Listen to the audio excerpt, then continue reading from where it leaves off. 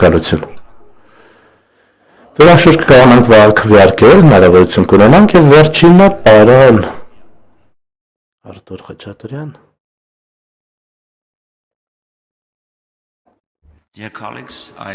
Անկելի գործընկերներ, բարի գալուստ Հայաստան, հուսով եմ, որ այս 12-րդ նիստը և Հռոմեստի խվեի ապես կնպաստի կապերի ամրապնդմանը Եվրոպայի միության և արևելյան գործընկերության երկրների միջև,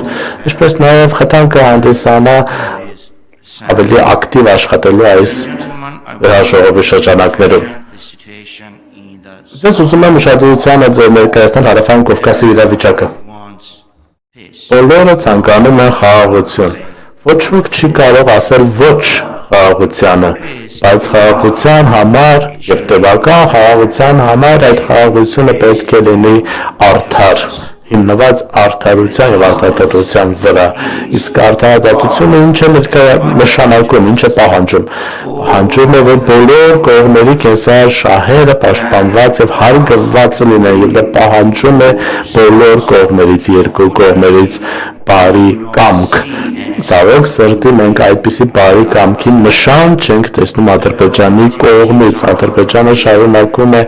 զավթման տակ պահել ավելի քան 200 կիլոմետր քառակուսի Հայաստանի Հանրապետության ինքնիշխան տարածքից, շարունակում է միջամտել Հայաստանի ներքին հարցերին, տարբեր պահանջներ ներկայացնել ու միջամտել։ Օրինակ նրանք ասում են, թե որպես նախապայման խաղաղության համաձայնագրի ստորագրման համար պետք է լինի Հայաստանի Հանրապետության սահմանադրության փոփոխությունը։ Սա դեմ է սկզբունքներին, որոնք Հելսինկյան ակտով հաստատված են կամ ՄԱԿ-ի խորհրդով կամ այլ միջազգային փաստաթղթերով հաստատված են։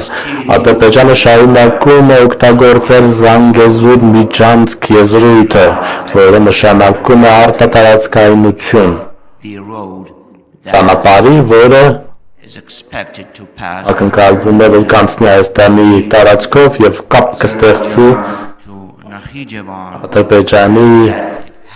և Նախիջևանի միջև։ Միևնույն ժամանակ պետք է իհարկե Հայաստանը հնարավորություն տա, որպեսզի աշխարհի կապ ունենալ Ադրբեջանի միջոցով արևմուտք, արևելք, հյուսիս։ Բացի այդ, եկեք չանտեսենք ճակատագիրը Լեռնային Ղարաբաղի ժողովրդի, եկեք աչք չփակենք էթնիկ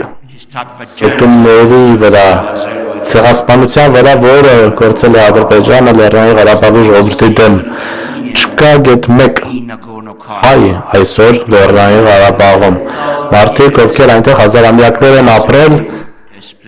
ստիպողաբար տեղահանվել են։ Արդյոք քաղաքակիրթ աշխարհը Եվրոպան պատրաստվում է աչք փակել սրա վրա։ Արդյոք մենք հանդուրժելու ենք երկակի ստանդարտները, թե պահանջենք, որպեսզի Ադրբեջանը երաշխավորի անվտանգ վերադարձը ժողովրդի իրենց տներ, արժանապատիվ վերադարձ միջազգային մեխանիզմներով և երաշխավորի այս մարդկանց անվտանգությունը։ Մի քանի տասնյակ հայեր իհարկե հիմա բանտում են և դատական գործերով Ադրբեջանում բանտում են։ Այս վերաժողովը պետք է ձայն բարձրացնի, պահանջի առանց նախապայմանների այս բանտարկյալների ազատ արձակումը, որովհետև երբ որ ասում ենք հասցեագրել խնդիրը, Ադրբեջանը կասի ամեն ինչ օրենքով ենք անում ըստ Ադրբեջանի օրենսդրության, և փակեք ձեր աչքերը, որ այդ մարդիկ, ինչպես նաև Կարմիր խաչի միջազգային կոմիտեին իրենց երկրից դուրս են հանել և 23 հոգի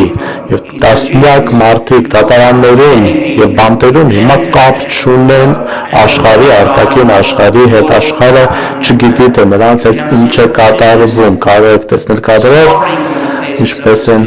այդ մարդկանց դեմքից երևում հենց տառապանքը, այս վերաժողովը առանց վարարելու, պետք է պահանջի անհապաղ ազատ արձակում այդ անձանց, պահանջի Ադրբեջանից դադարեցնել հայկական մշակութային ժառանգության ավերումը, ինչպես նաև մշակութային հուշարձանի ավերումը, հետևաբար ես փոփոխություն եմ առաջարկում, որ ուղարկենք ուղերձ այս վեհաժողովից Ադրբեջանին, որ այս վեհաժողովը չի հանդուրժելու այսպիսի անմարդկային գործողություններ Ադրբեջանի ֆաշիստ ռեժիմի կողմից։ Շնորհակալություն Տիկնակ եւ պարոն Նայք։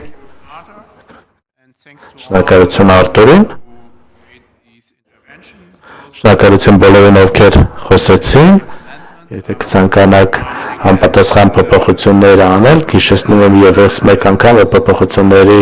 համար մինչև վաղը առավոտյան 10-ը պետք է ներկայացնեք անգլերեն լեզվով այդ փոփոխությունների առաջարկները եւ հիմա կարող ենք առաջանցնել քվեարկության փուլին։ Հիմա կքվեարկենք ձեռք բարձրացնելով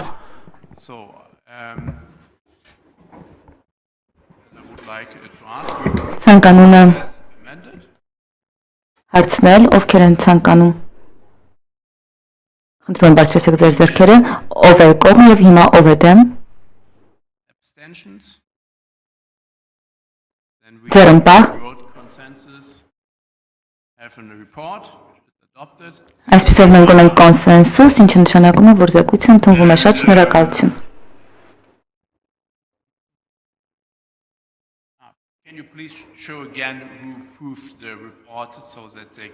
Խնդրում եմ ևս մեկ անգամ ցույց տանք, ովքեր են հաստատում, որպեսզի մենք կարողանանք քվեները հաշվել։